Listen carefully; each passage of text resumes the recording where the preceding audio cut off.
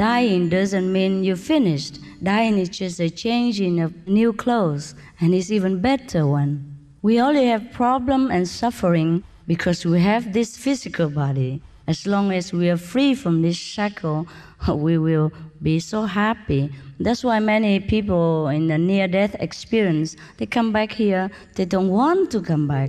They want to stay in heaven forever. Respected viewers, welcome to this week's edition of Science and Spirituality, where we will examine near-death experiences, or NDEs, which can illuminate the process of dying and the world beyond the physical, and thus eliminate the fear of death. As Sufi poet and enlightened master Rumi stated, die happily and look forward to taking up a new and better form. Like the sun, only when you set in the west can you rise in the east. So what exactly is a near-death experience? Let's hear some answers from radiation oncologist and author Dr. Jeffrey Long, co-founder of the US-based Near-Death Experience Research Foundation and the author of the book, Evidence of the Afterlife. A near-death experience may be defined as two components, being near-death and having an experience. The near-death part means that the person is so physically compromised from some accident or illness that they're generally unconscious and may even be clinically dead. They're so physically compromised that if they don't improve physically, they will suffer irreversible permanent death. And yet at that time, when they're unconscious and should have no possibility of a remembered conscious event during that period, they do have the experience part of a near-death experience. Do those who have undergone an NDE typically have an incomplete or vivid recollection of what happened while they were unconscious? Mr. Rene Jorgensen, an author and founder of the Canada-based nonprofit organization NDE Light, studies the parallels between near-death experiences and the world of religion and spirituality. We all know when we pass out, when we come back, we're very confused. We don't remember the seconds just before we pass out. The brain is confused because it doesn't have enough blood flow. When there's not enough blood flow, the brain is very confused. It can't produce clear, coherent experience.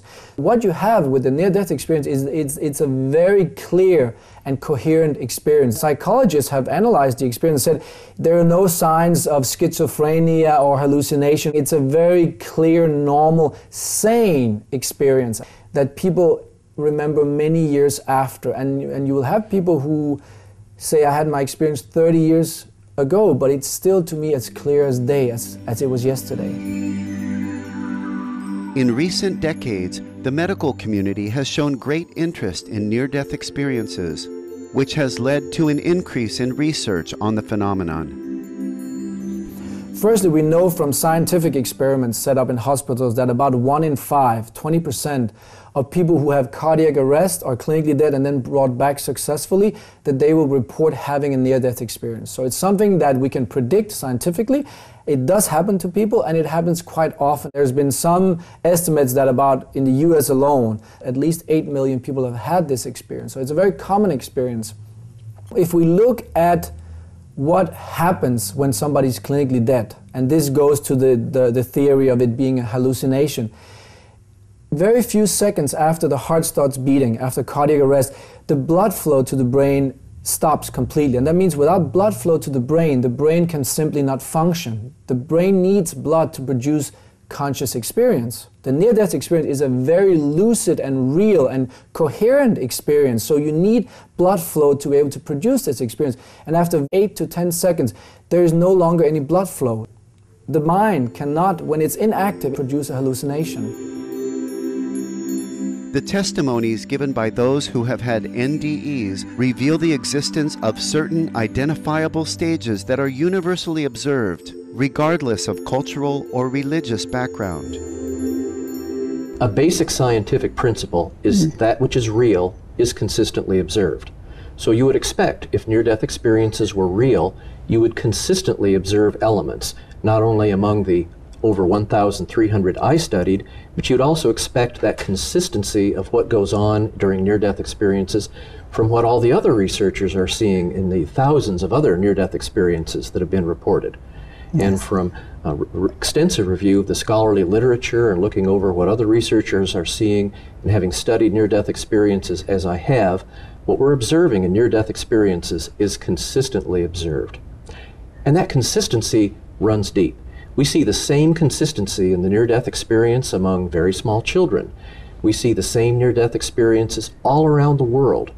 It's as if it doesn't make any difference if you're a Hindu in India, a Muslim in Egypt, or a Christian in the United States. The similarity of the elements of near-death experience worldwide is striking. What are the consistent, comparable, and identifiable stages of a near-death experience? A typical detailed near-death experience would involve first what's called the out-of-body experience. Consciousness separates from the body and goes above the body. They can often, from that vantage point, see below them their frantic resuscitation efforts. They may then go through a tunnel. At the end of the tunnel, there's very often a mystical bright light. In that area, they may also encounter deceased loved ones, not as a haunting or frightening event, but as a joyous reunion.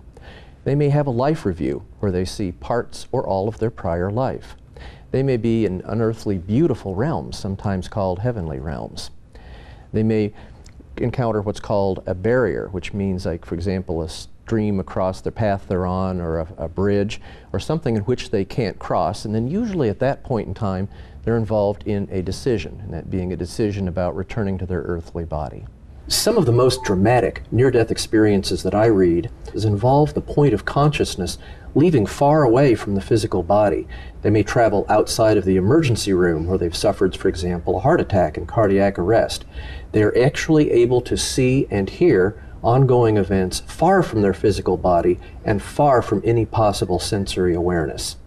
For example, we've had people have consciousness, and during this out-of-body experience part of their near-death experience, go to the nursing station where they were, even though they are in the operating room with their heart stopped. We've had people in an operating theater where they had their heart stop, and then yet their consciousness was in the cafeteria of the hospital where they were seeing and hearing right at that point in time what their family was talking about. And that is absolutely medically inexplicable. After they have their out-of-body experience, even if they were in an incredibly painful situation that caused them to nearly die, immediately they're feeling no pain at all. They may feel a profound sense of peace, connection. In fact, the most common word, what they feel, and what is described in near-death experience, is love. They feel love intensely, compassionately. They feel a connection, a unity of people that they see and all other people. Very dramatic, the incredibly intense positive emotions described in near-death experiences.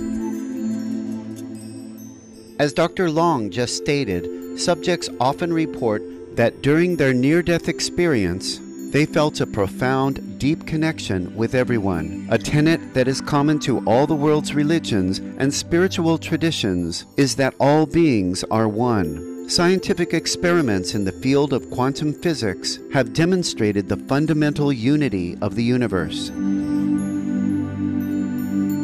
Everything is interconnected. That's what we learn in religion and spirituality, that everything is one. And we have the same principle in quantum mechanics. Particles, even though that they're separate in space, they're still interconnected. The science of quantum entanglement, it's also called non-locality. The way quantum entanglement works is that in experiments, they take two particles apart, and science is that these particles communicate, but they don't communicate at the speed of light. These particles actually communicate instantaneously, which means that they communicate beyond time and space, and then the conclusion is that these particles are in fact interconnected. That's why they call it entanglement. That all particles in the universe are not separate. They might look separate physical entities, but in reality they are still entangled, they are still interconnected. We are grateful, Dr. Jeffrey Long and Renee Jorgensen, for the introduction to some of your findings on near-death experiences. May your work continue to help give others a greater understanding of the afterlife.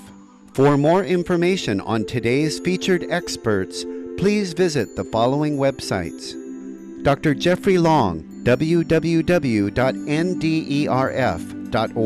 Dr. Long's book, Evidence of the Afterlife, is available at www.amazon.com. Renee Jorgensen, www.reneejorgensen.com. Books by Mr. Jorgensen are available at the same website. Thank you for your presence on this edition of Science and Spirituality. Coming up next is Words of Wisdom after Noteworthy News. May all beings experience the unconditional, everlasting, loving embrace of the divine as we all work toward creating a more beautiful, harmonious world. For more details, please visit www.suprememastertv.com/SS